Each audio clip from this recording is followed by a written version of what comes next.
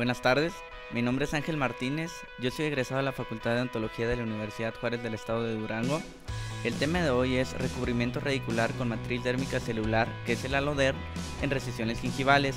El caso clínico fue aportado por la doctora Carolina Fonseca, una colega y gran amiga mía. Ella hizo especialidad en periodoncia y se encuentra actualmente trabajando en la Torre de Especialidades AMSI. Antes de entrar en materia, me gustaría que conociéramos algunos conceptos básicos y cuál es nuestro campo de trabajo, ¿sí? Cuál es el protocolo para llevar a cabo estos injertos para que tengan éxito. Nuestro campo de trabajo son los tejidos de soporte del diente, que es el periodonto, como lo vemos en la imagen. El periodonto se compone de 4 estructuras anatómicas básicas, que es la encía, el ligamento periodontal, el cemento radicular y el hueso alveolar.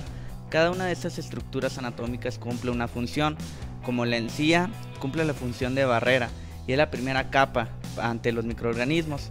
El hueso alveolar y el cemento radicular van a servir de inserción al ligamento periodontal para que éste transmita las fuerzas sobre toda la superficie de las cargas oclusales y así mantener una estabilidad y elasticidad del diente. Una encía sana es de un color rosa coral, puntillado de cáscara de naranja y no presenta sangrado al cepillado. Su límite se encuentra en el límite cemento-esmalte del diente. Sin embargo, una encía enferma o con periodontitis migra hacia apical del diente, comprometiendo así la integridad y la estabilidad del mismo. Existen enfermedades sistémicas como lo es la diabetes o síndromes como es el síndrome de Sjögren, que son más susceptibles a presentar periodontitis o problemas gingivales, ¿sí? La diabetes, por ejemplo, un paciente diabético no controlado es 4.8 veces más probable desarrollar enfermedad periodontal contra un paciente sano. El síndrome de Sjögren, por su parte, es más susceptible a presentar enfermedades bucales por la resequedad que presentan estos pacientes en la boca o la xerostomía que presentan. Los pacientes inmunocomprometidos o con VIH, SIDA, son más susceptibles por el sistema inmune comprometido que tienen. Y viceversa, hay enfermedades sistémicas asociadas a las bacterias que se encuentran en la enfermedad periodontal, como la endocarditis bacteriana, la angina de Ludwig y la celulitis. Entonces, si nosotros en nuestra consulta nos llega un paciente, como lo vemos en la imagen, con una recesión gingival clase 2 de Miller, vemos que está inflamado, nuestro primer paso para poderle colocar un injerto es eliminar la inflamación con una terapia básica. Esta terapia básica se compone de varios elementos, dentro de los que se encuentra el de tartraje o raspados alisados radiculares. Veamos en la siguiente. Entonces este es el protocolo que de primera instancia debemos de llevar con el paciente, ¿sí? Primero tenemos que diagnosticarlo. Una vez diagnosticado, si presenta alguna enfermedad en las encías como la gingivitis o periodontitis, eliminar esta enfermedad a través de una terapia básica que se compone prácticamente del detartraje y raspado radicular. Va a haber una evaluación de este paciente. Si presentó menos sangrado al sondaje y ya vemos una encía con las características que mencionamos anteriormente, como lo es la encía rosa coral y sin sangrado, ahora sí se puede proceder a los injertos. Sin embargo, si todavía presenta sangrado al cepillado, hay que hacer terapia complementaria, que en este caso se haría con un raspado de alisado radicular abierto, quiero decir esto, con colgajos y brindando antimicrobianos. Posteriormente se va a reevaluar ese paciente hasta dejar las encías sanas o el tejido de soporte sano, para así posteriormente colocar algún tipo de injerto. Ahora sí entraremos en materia propiamente con lo que es la cirugía plástica periodontal. La cirugía plástica periodontal, como lo vemos en la imagen, podemos lograr en la imagen izquierda a lo que está en la imagen derecha, ¿sí? Y se define como el conjunto de procedimientos quirúrgicos que tienen destinados para el tratamiento de la forma, posición y tamaño de la encía, ¿sí? Dentro de la cirugía plástica periodontal, los problemas más comunes es la recesión gingival. La recesión gingival se define como el desplazamiento apical del margen gingival. ¿Por qué es importante el tratamiento o colocar injertos en estas recesiones gingivales? Por lo que nos causa, sí, nos puede causar hipersensibilidad dentaria, acumulas mucha placa, por lo tanto las encías siempre están inflamadas y puede haber caries radicular, ¿sí? La etiología de estas recesiones gingivales: hay factores predisponentes y factores desencadenantes.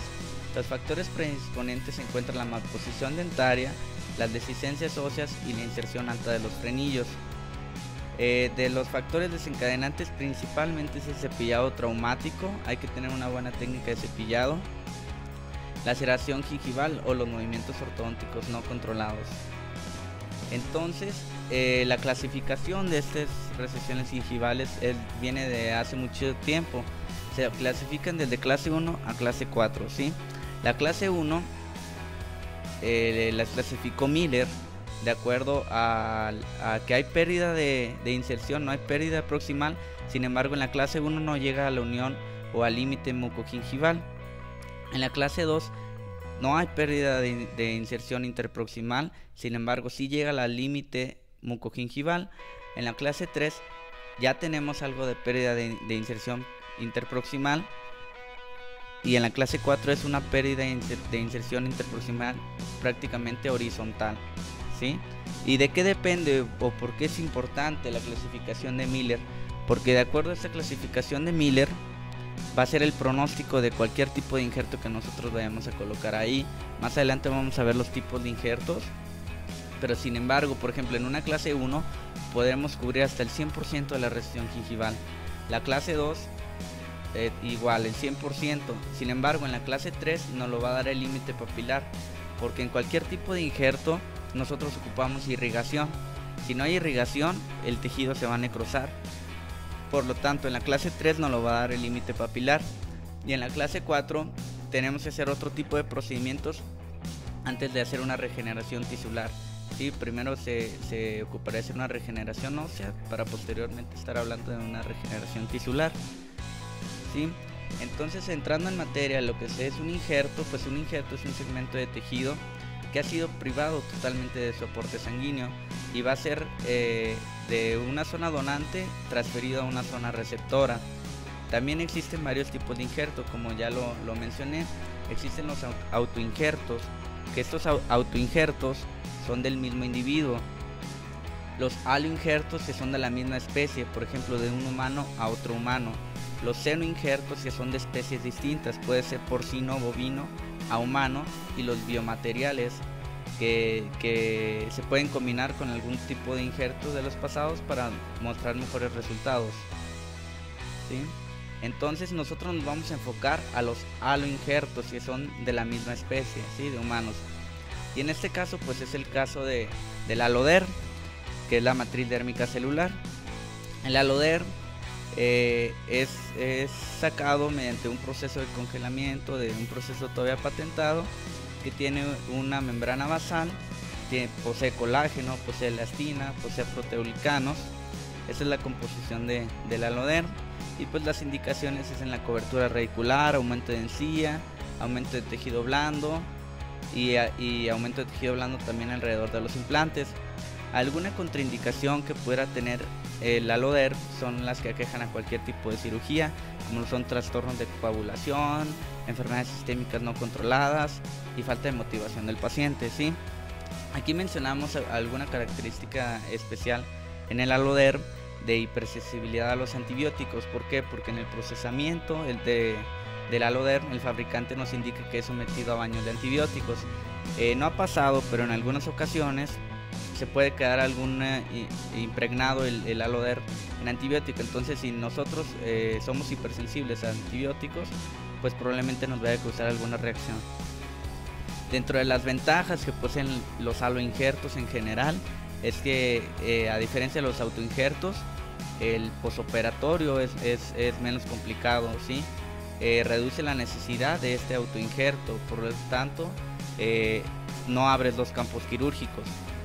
Tiene buen tamaño y espesor, logra una estética adecuada, disminución del tiempo quirúrgico y menor dolor posoperatorio, y posibilidad de cubrir múltiples recesiones gingivales, que de otra manera con algún autoinjerto tienes la limitante anatómica, que no puedes extraer tantos milímetros del paladar para colocarlo en múltiples recesiones gingivales, y con el aloderm sí nos alcanza perfectamente. La única desventaja que yo le veo al Alloderm pues es el costo, sí, el costo es un poco elevado, pero pues vale la pena, ¿sí?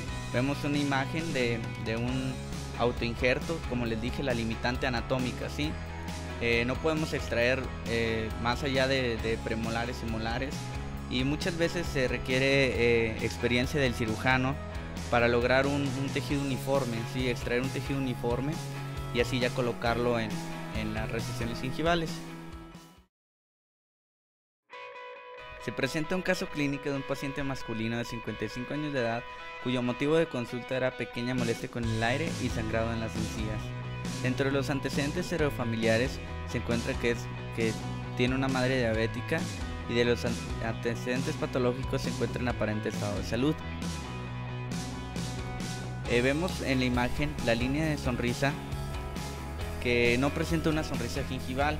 Esto es de gran ayuda debido a que aquí el impacto estético, la importancia estética no es de mucho interés, ¿sí? Sin embargo, en la exploración intraoral vemos que posee múltiples recesiones gingivales clase 1 y clase 2 de Miller,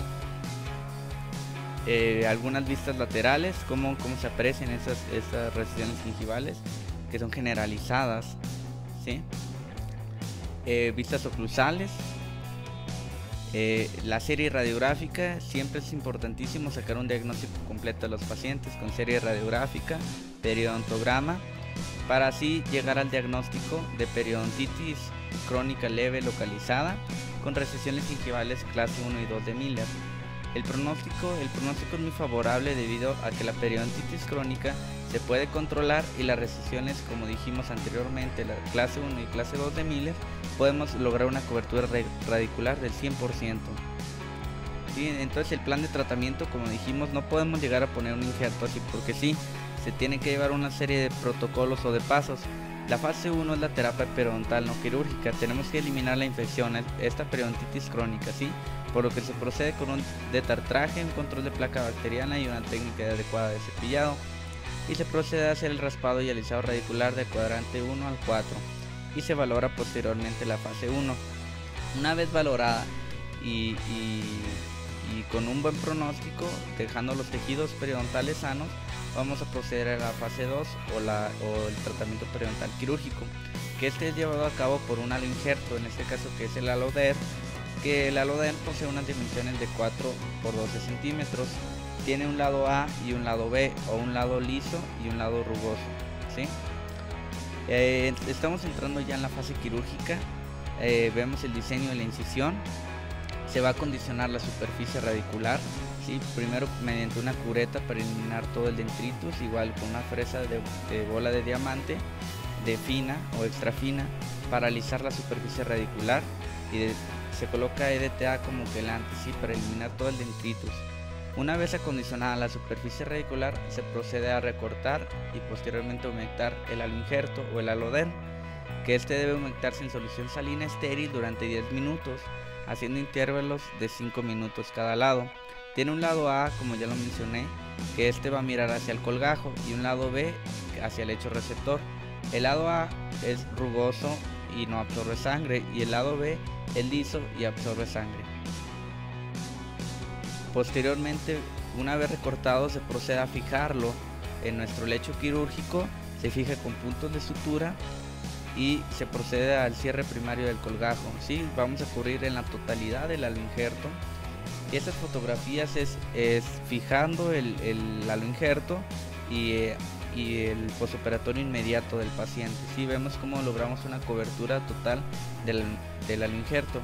Las indicaciones postquirúrgicas: suspender la higiene oral durante ese día, posteriormente retomarla, analgésicos y dieta blanda. Vemos a los 7 días postquirúrgicos cómo se va integrando nuestro injerto. Sí, vemos una zona que se descubrió. ¿Qué pasa ahí? No pasa nada. Hay algunos periodoncistas que dicen que hay que removerlo, que se asustan, etcétera. No pasa nada, ¿sí? Se va integrando de manera adecuada todo el tejido. A los 15 días postquirúrgicos vemos una adecuada integración, y a los 2 años postoperatorio postquirúrgico vemos cómo se mantienen los resultados. y así inicial y final, ¿sí? Cómo se mantienen estables los resultados y logramos una adecuada arquitectura gingival. Lo que ganamos o las medidas iniciales es de 6 milímetros. Si teníamos el mesial del canino, lo pasamos a 1 milímetro de inserción, o sea, ganamos 5 milímetros de inserción, ¿sí? Igual por distal, de 5 milímetros si tenemos en canino, lo logramos bajar a 2, ¿sí? Vemos cómo se le quitó la hipersensibilidad al paciente, cómo mejoró su calidad de vida, y entramos a la discusión que los factores de éxito de la cobertura radicular se encuentra la localización de la papila interdental. Como lo dije, nuestro límite siempre va a ser el límite papilar, no podemos llegar más allá. ¿Por qué? Porque no va a haber buen aporte sanguíneo, por lo tanto va a haber necrosis del tejido.